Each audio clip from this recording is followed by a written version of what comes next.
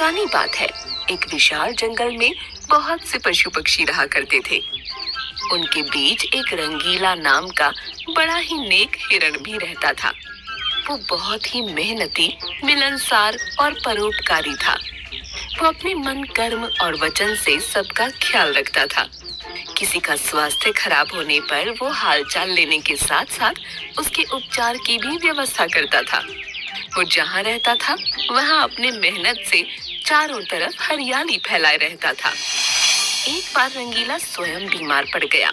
उसे ऐसा बुखार चढ़ा कि उतरने का नाम ही नहीं ले रहा था। उसने स्वयं कुछ जड़ी बूटियां खाईं, लेकिन कोई लाभ नहीं हुआ। उसकी बीमारी की खबर जंगल में फैल चुकी थी, लेकिन उसे देखने के लिए कोई नहीं आया। तब उसका मन अधिक मुरझा गया। उससे उठा नहीं जा रहा था।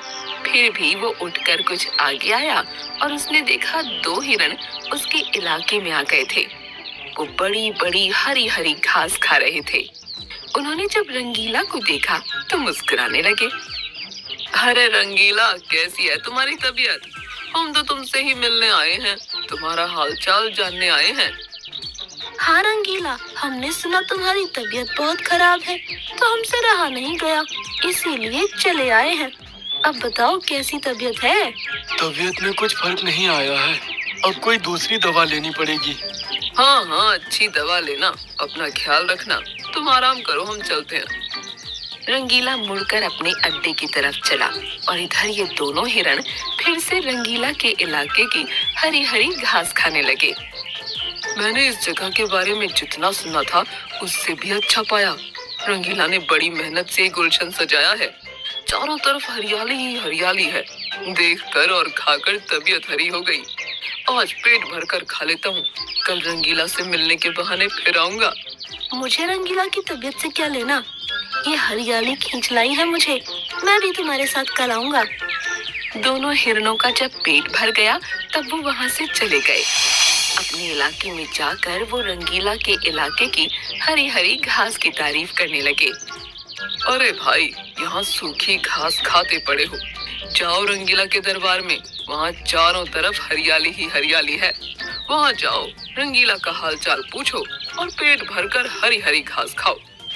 रंगीला बहुत अच्छा है, बड़ा नेक है। उसके बीमार होने पर भी हमें हरी घास खाने के लिए मिल रही है। इससे अच्छी बात और क्या हो सकती है? बहुत सारे हिरणों की टोली बन गई और सब रंगीला के पास पहुँच गए उसका हालचाल पूछने। पहले तो रंगीला को इस बात की बड़ी खुशी हुई कि कितने सारे लोग उसका हालचाल जानने के लिए आ गए। उसके बाद का नजारा देखकर उसका सर ही चकरा गया। सारे हिरण उसके इलाके की घास खाने में जुट गए थे। कुछ हिरण फल भी खा रहे थे। उनके पास सर उठाकर इधर उधर देखने की भी फुर्सत नहीं थी। रंगीला बेचारा मन ही मन सोचने लगा कि ये लोग मेरे पास 2 घड़ी भी नहीं रुके और घास खाने के लिए जुट गए। अब यही हाल रहा तो मेरे इलाके की सारी घास साफ हो जाएगी। मेरे खाने के लिए भी कुछ भी शेष नहीं बचेगा। कुछ देर बाद रंगीला का एक मित्र मोनू भालू आ गया। उसे आने में देर हो गई थी। माफ करना दोस्त, मैं तुम्हारे लिए औषधि की तलाश में गया था और मुझे बहुत दूर जाना पड़ा। औषधि तो मिल गई, लेकिन आने में देर हो गई। इसे तुम खा लो और जल्दी से ठीक हो जाओ। रंगीला ने औषधि खाई और उसे कुछ समय के बाद आराम मिलने लगा। उसका दोस्त मोनू उसके साथ ही रुका रहा। 2 दिन के बाद रंगीला की तबीयत ठीक हो गई, लेकिन उसके खाने के लिए न घास बची थी न कोई फल बचा था। उसकी सारी मेहनत पर पानी फिर गया था। उदास हो गया। दोस्त रंगीला, मैं जानता हूँ ये मतलब का संसार है। ज्यादातर सब दोस्ती का दिखावा करते हैं, सब अपने फायदे की सोचते हैं। तुम चिंता मत करो, हम दोनों मिलकर गुलशन सजाएंगे, एक नई दुनिया बनाएंगे। इस कहानी से हमें इस बात की जानकारी मिलती है कि मन में कपट रखने वाले मित्र शत्रु से भी ज्यादा खतरनाक होते हैं। एक जंगल में एक हिरन घास खाने के बाद इधर उधर कूद रहा था। वो बड़ा सिरफिरा था। कभी पूरब में दौड़ता, कभी पश्चिम में, कभी उत्तर में जाता और कभी दक्षिण में छलांग लगाता चला जाता। उसे एक खरगोश ने देखा और समझाया, हिरण भैया जरा संभल कर कूदो, जंगल का इलाका है, कुछ भी हो सकता है। खरगोश भैया, अपनी तो चाल निराली है, अपनी छलांग मतवाली है। इस जंगल का चप्पा चप्पा मेरे कदमों की आहट पहचानता है। तुम समझे कि नहीं समझे? मुझे लगता है तुम ज्यादा ही समझदार हो, तुम्हें अब समझाना मेरी ना समझी होगी। इतना कहकर खरगोश वहाँ से खिसक गया और हिरण महाराज की उछल कूद जारी ही रही। वो एक बार जोर से दौड़ा और दौड़ता ही चला गया।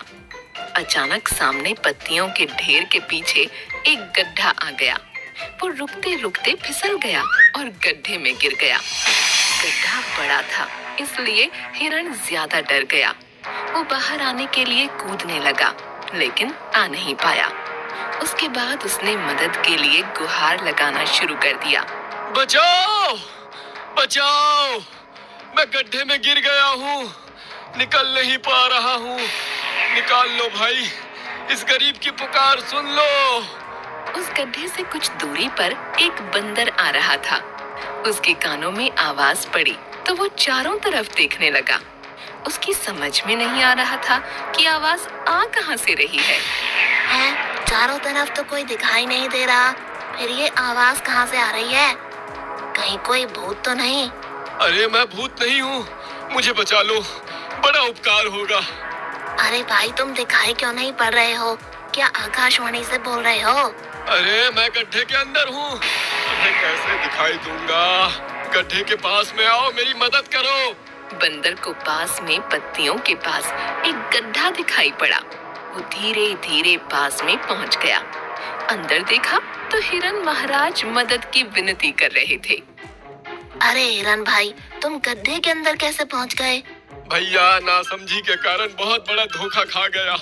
अब तो मैं अंदर हूँ, सही ढंग से बता नहीं सकता। खरगोश ने समझाया था, मैं नहीं समझ पाया था और गोता खा गया।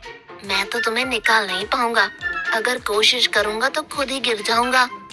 अब तो तुम्हें हिम्मत दिखानी होगी, ऊंची छलांग लगानी होगी। बहुत सारे जानवर वहाँ इकट्ठा हो गए।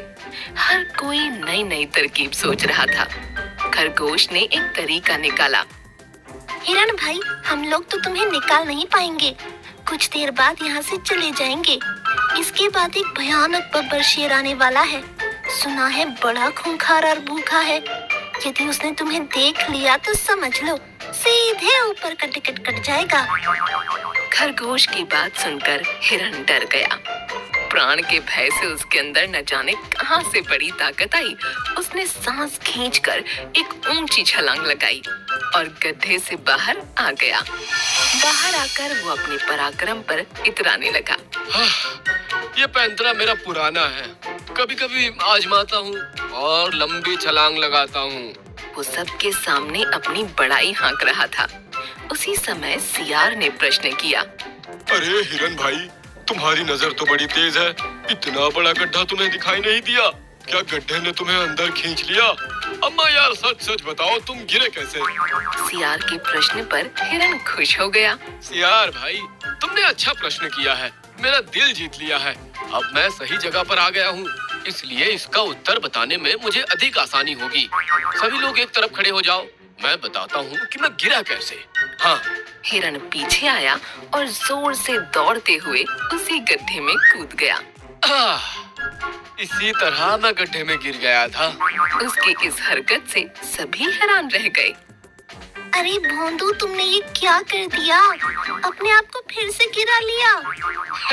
खरगोश भाई, तुम नहीं समझोगे, ये अपना अंदाज है। अभी फिर से छलांग लगाऊंगा और बाहर निकल आऊंगा। ये कहकर हिरण ने ऊंची छलांग लगाई, लेकिन बाहर नहीं निकल पाया। 2-3 बार उसने कोशिश की, लेकिन सफल नहीं हुआ। ये हिरण दिमाग से पैदल है, भला कोई गड्ढे में फिर से गिरने का प्रयोग करता है।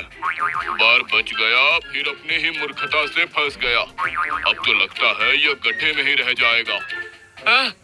नहीं नहीं, मैं गड्ढे में रहा तो शेर मुझे खा जाएगा। मुझे बचा लो यारो। बड़ी देर तक तमाशा चलता रहा। हिरण कूद कूद कर फिर से गड्ढे में फिसलता रहा। इसके बाद बड़ा जिराफ वहां आया और उसने गर्दन को झुकाया। फिर फिर इसके बाद हिरण को बाहर निकाल लिया गया। गड्ढे में गिरने के प्रयोग की मूर्खता दोबारा मत करना, वरना अंदर ही रह जाओगे। इस तरह से मूर्ख हिरण की जान बचाई गई और उसे सब जानवरों ने जंगल में भेज दिया।